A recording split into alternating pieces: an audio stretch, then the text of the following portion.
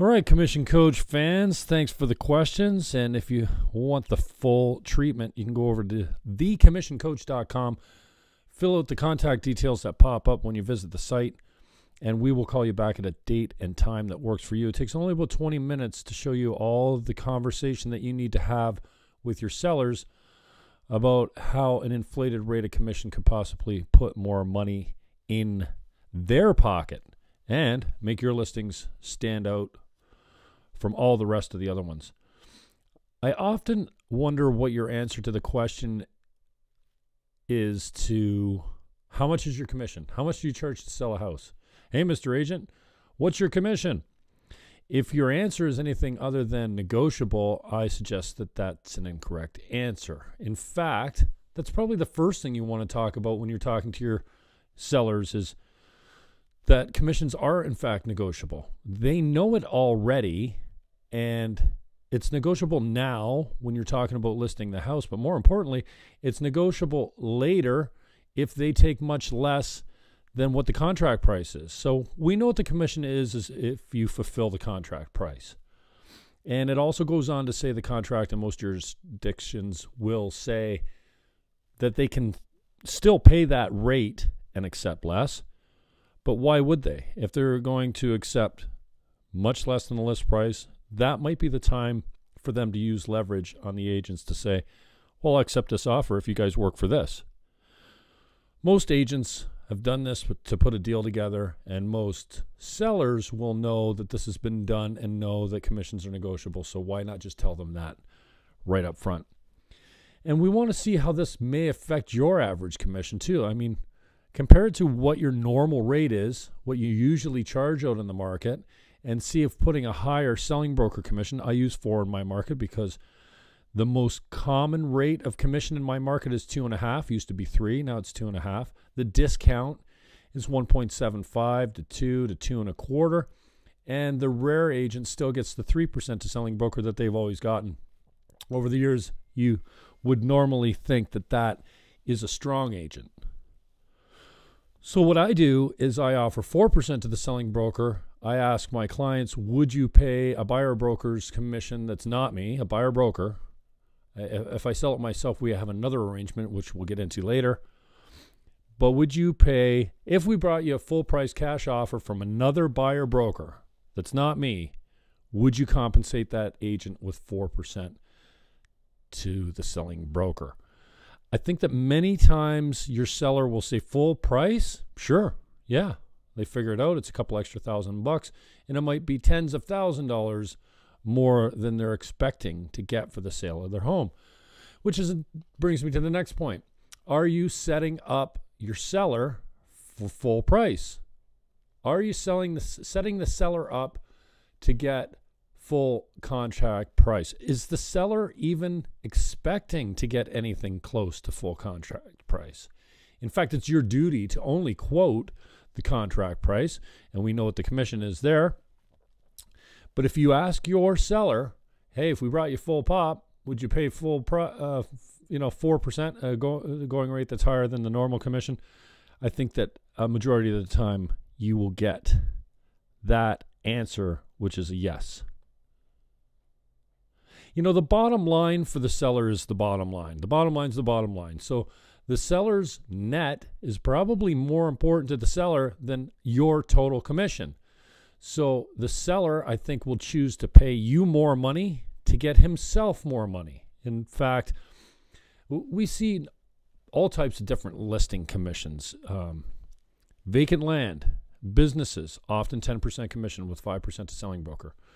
There's a lot of work for a low price that goes into a specialized type. Some of the vacation properties, recreational properties, cottages that are only accessible by boat, sometimes 5% to selling broker, 10% commission.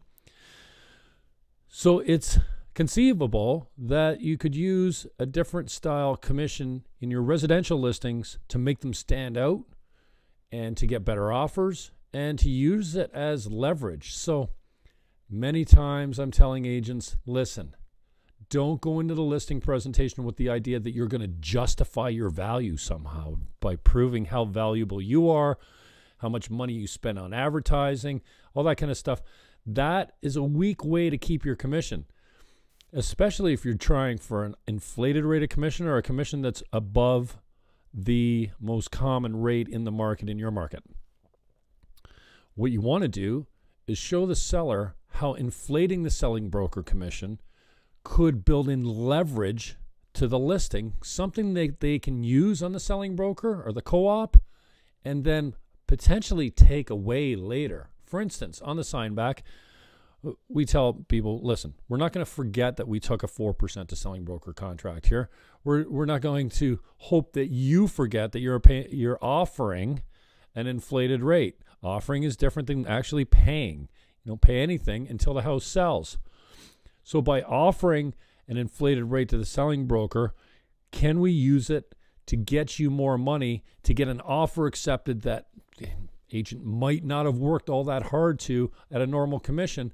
And sometimes when it's a final sign back and the seller said, this is it, I'm not going any lower, then at that time you can communicate to the selling broker, this is your last chance at 4%.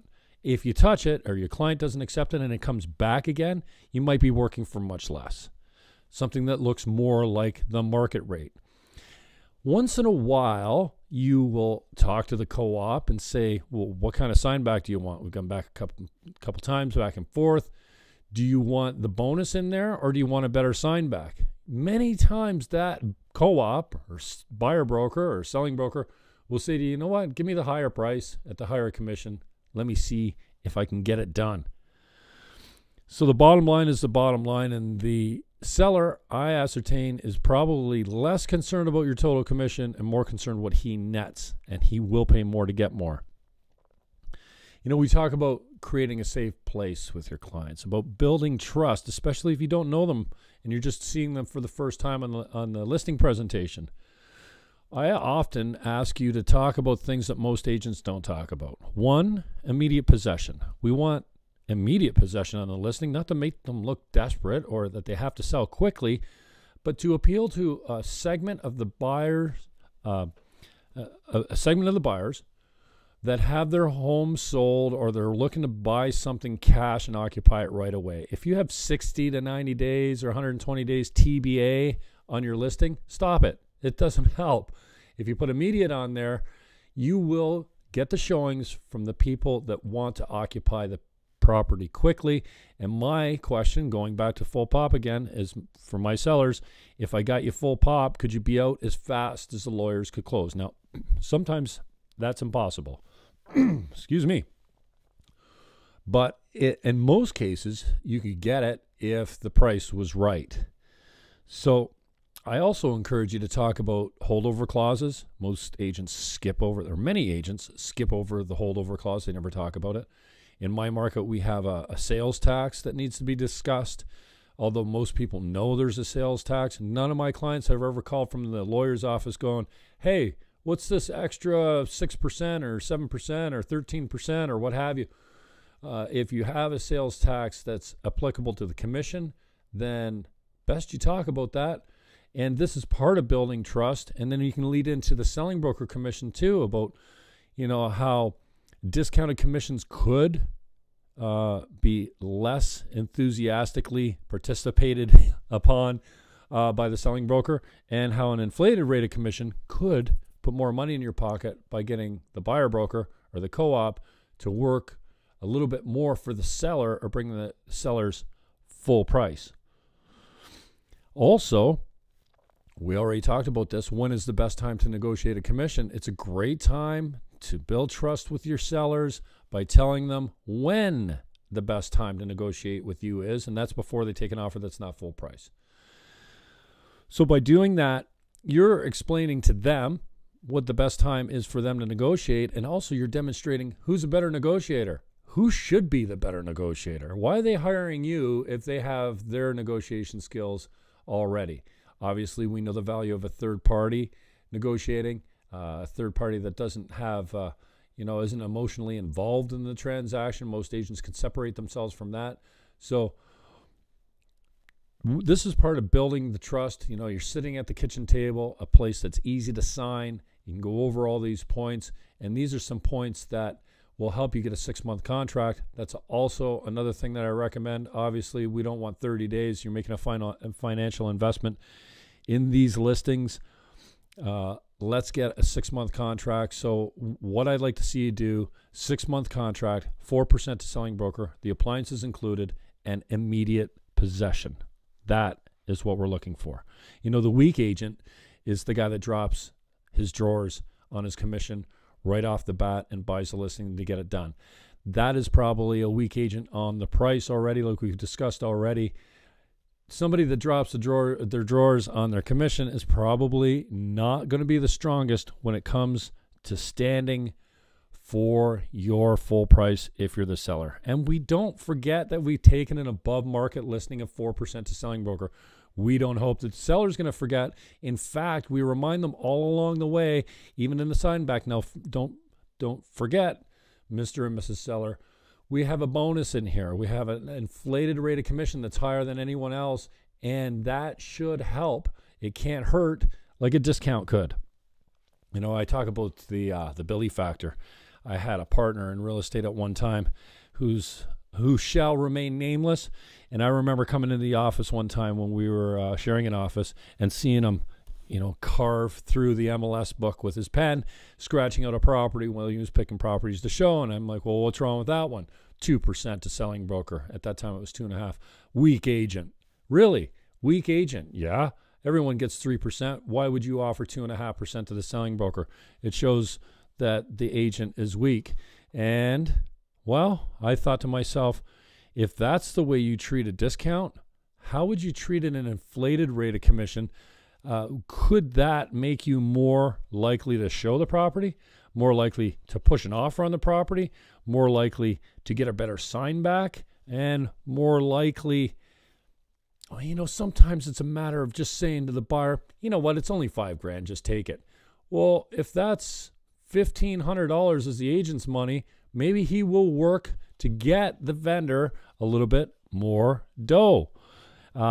We talked about the selfish agent. If you're taking a 5 or 6% listing and you're discounting below the 50-50 split, below the most common rate in your market without having a discussion with the seller about how that could negatively affect their bottom line, then I don't think you're looking after the seller's best interest, are you? So the selfish agent, I hope this isn't happening, but I've seen it a little bit out there, is the guy that takes a bigger split for the listing end of it and discounts the selling broker down below what the most common rate is. That cannot be helpful for your seller. And if you're doing it without the seller's knowledge, I don't think that's right. 4% to selling broker at open house is interesting. In fact, I put 4% to SB in a reversed red letters in all caps in the corner of the picture of the feature sheet. Most agents know what that means, but a lot of the prospects or the buyers will look at it and go, hey, what's 4% to SB mean?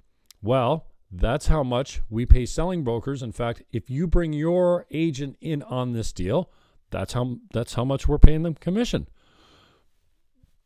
Sometimes the next question from the prospect will be, well, how much if I deal with you? And it might be appropriate to offer up this advice.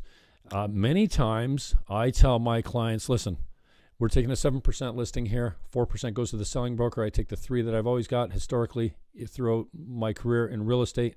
I'm not saying I won't cut commission to put a deal together, but what I will tell you is right now, if I double end the property, which is a huge bonus for me and you, I will do it for 5. So I won't, even if I brought you full price cash closing in 30 days, and the contract says that you owe me 7%, I promise to only charge you 5, because really the extra point and 2 points is not going to put more money in your pocket. The extra commission on the selling broker is designed to get the selling broker to bring you more money. If you're double ending it, you're already working for your client under the listing contract, and you're trying to get them the most money you can. So it's not going to add to their bottom line by paying you more. So at that time, you may choose to share that information with the buyer. And at that time, the buyer might take the opportunity to calculate what 2% of list price is. And we're not saying that you're going to save the 2% if you deal with the listing agent. We know that could be unethical. But what we are saying is there's a special arrangement in place. And that special arrangement needs to be disclosed by law in my jurisdiction if there's ever a multiple offer situation, so the other agents have the opportunity to match that financial incentive that gives the listing broker a small advantage. That's just part of how it goes. We've talked about the sign back, the final sign back. We've talked about what your answer should be to the question, how much is your listing commission? We've talked about setting your clients up for full price. Are they expecting it? Or are they building in tens of thousands of dollars of negotiation room?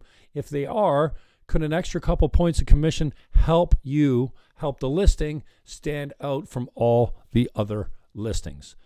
We talked about the bottom line is the bottom line, that the seller is not so much concerned with your total commission as they are concerned about their net. We talked about creating a safe place with the seller. Talk about some things that most agents don't talk about. Do you have taxes? There's a transaction fee in your area. The holdover clause. Let's get into that. And talk about an inflated rate of selling broker commission. Appliances included. Immediate possession date. Those are all things that you should talk about. Weak agents. We know how to spot them. You're the one that drops your commission too quickly, and you're also the one that probably takes overpriced listings and short contracts without the appliances included, with 120 days TBA to be arranged for possession. Not cool. We're not taking the listing with the idea that the seller is going to forget that there's a bonus on the commission. We want to remind them about this all the way through the transaction and through the sign backs until it gets to a point where the seller says, this is my final sign back at this commission. And then you can communicate that to the buyer broker. Talked about the Billy factor, about the discount listing not getting as much attention or enthusiasm from the buyer brokers, and how an inflated rate could give you a strong advantage. And the freshen up. Oh, wow, this is the best one. If you've got 10 or 20 listings, I want to talk to you. I want to talk to you about changing them all over to 4% to selling broker. So if you've got 2, 2.5, 2.25, 3% maybe, and some, let's change them all to 4. In fact, go to your listings, the ones that have been on the market for a little while, call them up. Well, that's step 1. Hi, Mr. Seller. I know you haven't heard from me in a while. It's because your property's overpriced and it's not getting any action. But can I come over and talk to you about freshening up the terms of the listing contract? Well, sure, you can come on over, but I'm not touching my price. Perfect. We can take some new pictures, talk about possession date, we talk about appliances, and talk about the selling broker commission. This is a great way for people that will not give you a price reduction. You'd be surprised how many times they say, I won't give you a price reduction, and then turn around after you've showed them how commission works and they've signed on, how including the appliances at full price can work, and how adjusting the possession date to immediate could work. You'd be surprised if when you're turning around, you've got all of these items signed and initialed on your new contract. When you turn around and say, are you sure you don't want to just bring it down 10 grand or 5 grand or even 2,500 just to give us a new price? Most of the time at that point, the seller will say, okay, just knock 10 grand off. Go to thecommissioncoach.com if you have any questions.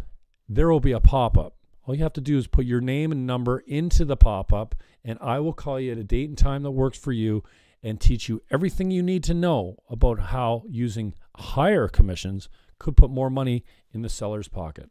Thecommissioncoach.com, on the interweb, at thecommissioncoach.com, on Instagram, at commishcoach on Twitter. That's with 2 M's. And we have a LinkedIn page. I have a Facebook page. We're all over the place. So check us out on social media. You can get a hold of me at realestate@teamniagara.ca. That's only because I can't remember my commission coach email. I think it's info@thecommissioncoach.com. But let's just stick to realestate@teamniagara.ca. I'm Jim, and I'm glad to call you back at a time and date that works for you. It'll take about 20 minutes to give you all the scripts that you need to talk to your sellers about this. Trainers, same thing. You want to teach this to your agents? Coaches, what are you doing? Why are you not talking commissions with your customers? I just don't get it. And brokerages and conferences, I'd love to come and speak in just 20 minutes to a room full of realtors that can film it and take notes and go out into the field and get this stuff done. I will be there to support you directly with a phone call or a web conference call or a webcast or whatever I need to do to communicate with you. So head on over to thecommissioncoach.com, fill out the details, and we will get back to you at a date and time that works for you. Good luck out there.